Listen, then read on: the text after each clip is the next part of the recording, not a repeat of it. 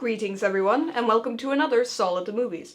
I just got back from seeing Spider-Man Into the Spiderverse by Sony Pictures Animation, and here are my thoughts on it. So Spider-Man Into the Spiderverse follows the story of young Miles Morales, who is an average, normal high school student who gets bitten by a radioactive spider and inherits spider powers from it, certain unique spider powers. And he must use those powers to stop Kingpin, who has a big, massive plot to make a giant collider that bridges the gap between different universes and brings multiple Spider-Man into Miles' own universe. So, Kingpin is doing it to try and get his family back, but after the death of Miles' universe's Spider-Man, he has to shoulder the mantle of being Spider-Man and stop Kingpin from his nefarious actions, along with a bunch of other versions of Spider-Man from different universes. Yeah, so in terms of the plot itself, just the concept, I think it's really interesting. I like the idea of multiple versions of things and everything like that from different universes. It's cool, it opens itself up to a lot of creativity. In terms of how the plot is actually executed, though, it has some problems. I will say they're not huge problems, keep in mind, but there are certain parts of the execution that, not so good. I'll get into that a little bit more later, but in terms of just conceptually, I think it's really good. I think it's very interesting. But the characters, so Miles Morales is the main Spider-Man of the movie. He's the one, like the protagonist, technically. And he gets spider powers after being bitten by a radioactive spider, and he has to learn to be Spider-Man very fast so that he can stop Kingpin, and he gets coaching from Peter Parker from a different universe. And Miles? Well, I do like him. I think he's nice, you know, he's got like a solid moral core and everything like that. He's nice. He's into hip-hop, he wants to be a graffiti artist and stickers and all that kind of stuff. I do think he's interesting, in a way. It just sort of that very base level, like, oh, that's cool kind of way. It's sort of a more complicated way of saying I don't really have any complaints about him. He's just cool. He's nice. You know, that's fine with me. He's fine. Like, no part of the movie ever made me go like, oh my god, shut up. It's fine. So if you like him, that's great. He's fine. The one that everybody seems to like, though, is Peter Parker from a different universe, who is like 36 years old, and he's just, he's so done with being Spider-Man, you know, he's divorced from Mary Jane Watson, and he's become a big old schlub, and everything like that, and isn't that so relatable, just how life defeats you? That's fine. You know, I actually do think it's interesting to see a version of Peter Parker who's just kind of given up on everything like that. I mean, there is One More Day, which kind of has that, sort of, but it's not the same thing. This is more like a relatable defeatist instead of Satan takes your wife away from you kind of thing. But he's cool too. I do think, again, like Miles, he's just sort of interesting on that base level, like, yeah, I guess that's cool. It's interesting to see a Peter Parker that isn't, like, a really gorgeous, sexy teenager, or a guy with chubby cheeks, like Mr. Original Spider-Man, Tobey Maguire. I just like him, he's just sort of a guy, and that's cool. It's fine with me. There's also Gwen Stacy, who, I thought they were gonna call her Spider-Gwen, but it's Spider-Woman, actually, she is a Spider-Woman, and I'm like, if it's Spider-Gwen, I'm gonna be pissed, but no, it's Spider-Woman, she's Spider-Woman. She was also bitten by a radioactive spider in her universe, and gets transported to Miles' universe to help solve the Kingpin thing. There isn't really too much to her, to be honest. Really, it's just kind of... I know this is kind of lame, that I don't really have anything to say about the characters, but they just serve their purpose, that's all. I didn't find anything about them particularly compelling or interesting. But hey, you know what? It's fine. If they are not annoying me, then I consider that a pass. There's a few other characters, too. There's a couple of other versions of Spider-Man, like Man Noir, who's voiced by Nicolas Cage, because he'll just do anything nowadays. There's also Penny Parker, who's like a anime manga version of Spider-Man with a giant robot. And there's also Peter Porker, who's a pig, and is also a Spider-Man. Those three, I gotta be honest, they don't really need to be in the movie. Other than to show off different styles of animation and color and all that kind of stuff, they don't really need to be there. Only Penny seems to do anything particularly useful, which is repair something.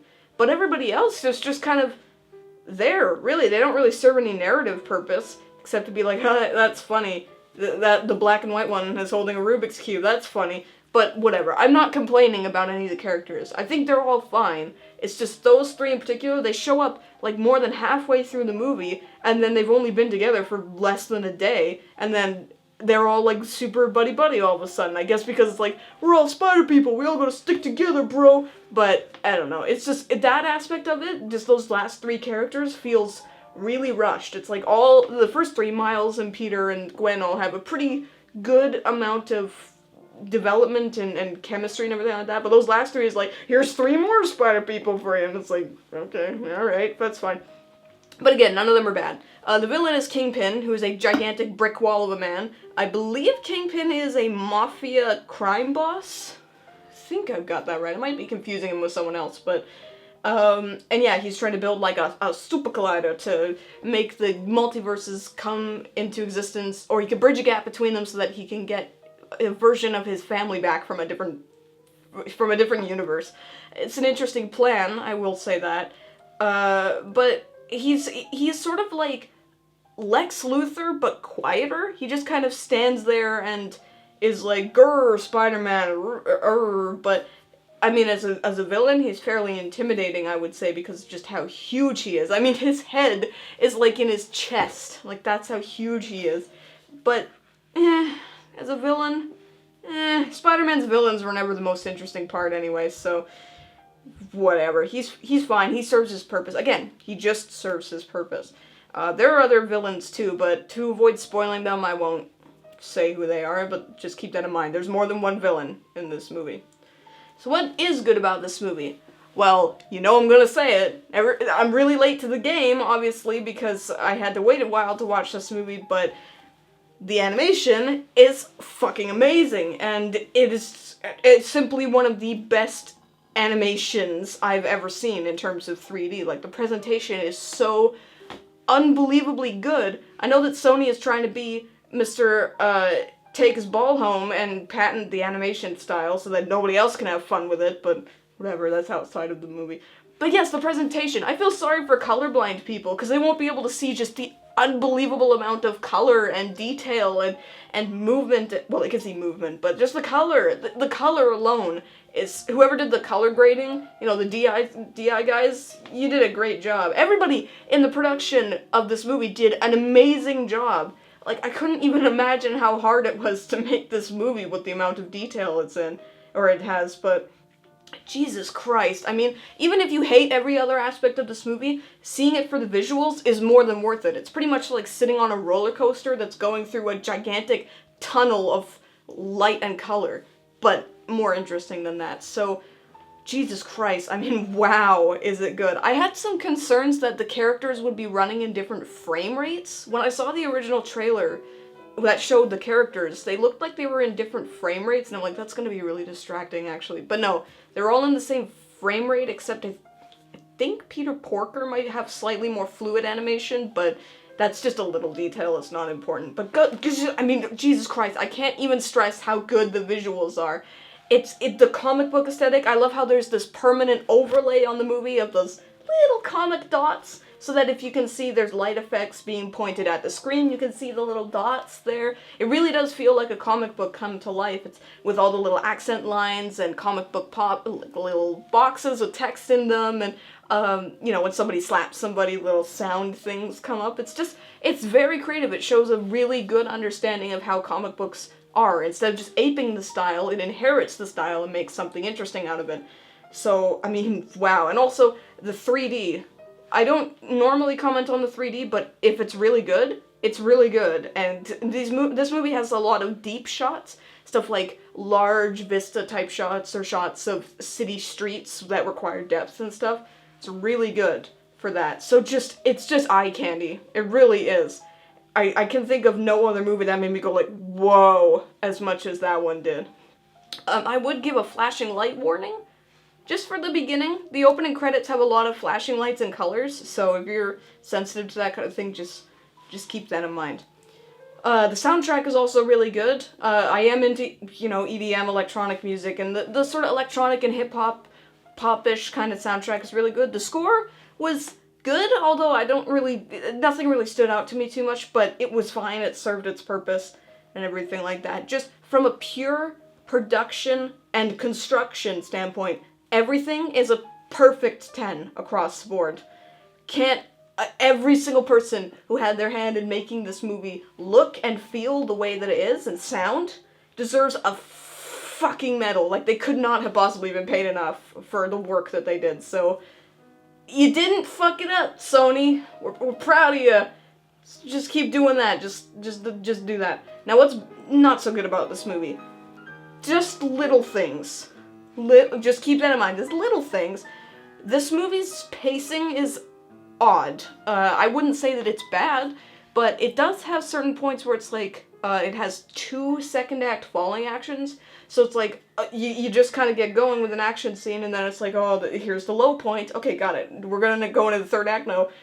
No, but it just keeps going. The third act, the second act low point just kind of goes up a bit, and then it goes back down for another 10 minutes, and it's just like, this is a long low point. Usually the low point is only about 3 to 5 minutes long, so again, if you don't care about that kind of stuff, that's fine. It's just something I noticed, so that could have maybe had a little bit of work on it, but it's just a little thing. Little details, such as, okay, well, this is going to be a little bit spoilery, so if you don't want to be spoiled, just skip ahead a little bit, I suppose, but there was a villain in it, and I'm sorry, I'm drawing a blank on his name right now, but there's a sort of a twist villain in it, and I saw it coming like a million miles away, who it actually was, and I'm just like, okay, because Chekhov's gun, you know, and all that, if you know Chekhov's gun, then you know who the villain is, unless you haven't seen like a million movies, like I have, but that might sound elitist, but no, seriously, it was just like, okay, I'm just waiting for the reveal time, that's, gonna come eventually. When it was revealed, it wasn't handled badly. It was just sort of like, okay, I've got it. I understand. Yeah. So, and also, when a person gets shot, I'm really trying not to spoil this, but when somebody gets shot, it's like one shot, and it's a fatal shot, keep in mind, and Miles doesn't even think for a second to bring him to a hospital. Like, doesn't even try. He's somebody important, and he's like, I'm just gonna put him in his alley and just talk to him, and he was shot in the back. I mean, that doesn't always mean a fatal wound. Maybe if he had gotten treatment, he could have survived. I don't know, but it's just like, didn't even think for a second to take him to the hospital. But again, that's just a little thing. It's just the little things that I noticed. Nothing serious. I forgot to mention, too, all the background references is something that's really good. Something that can make a reference to Clone High, which was also made by Phil Lord and Christopher Miller. Clone High, the ever-forgotten show in the background, that was just like, oh my god, that made the entire movie worth it, just seeing that little, short, tiny Clone High reference.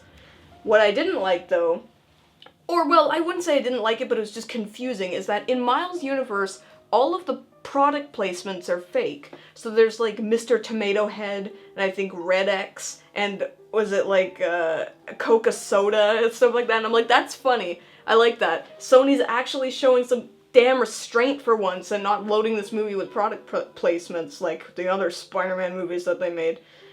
But Sony exists in Miles' universe, so it's like every other brand is fake. But Sony is omnipresent, man, and they gotta advertise in every reality.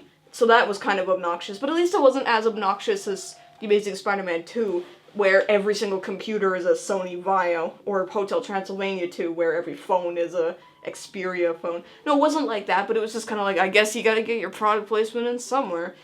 Again, a little thing, not too bad, most people won't even notice or care. Really, the things I noticed were just, I just want to stress, they're just little things.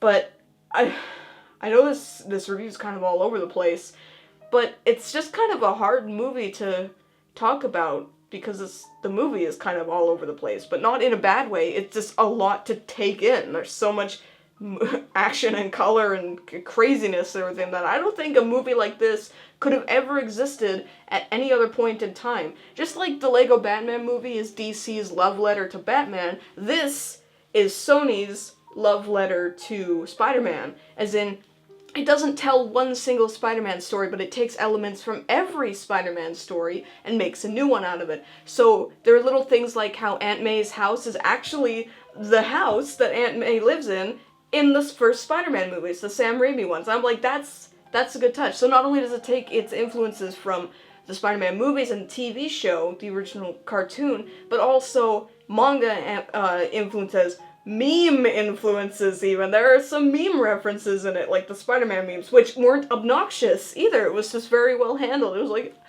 look at that. It really shows a deep understanding of what makes Spider-Man good. And that, I think, is this movie's ultimate achievement. So, would I recommend this movie? Absolutely. Like I said, even if you hate every single other aspect of it, just seeing it for the visuals alone makes it worth the ticket price. But hey, you've got a pretty good story, some decent characters and everything like that roped in, and hey, you got yourself a really good movie. I just can't compliment the people who were on the production enough. Just, wow. Yeah. It's something, alright. That's all I have to say about that.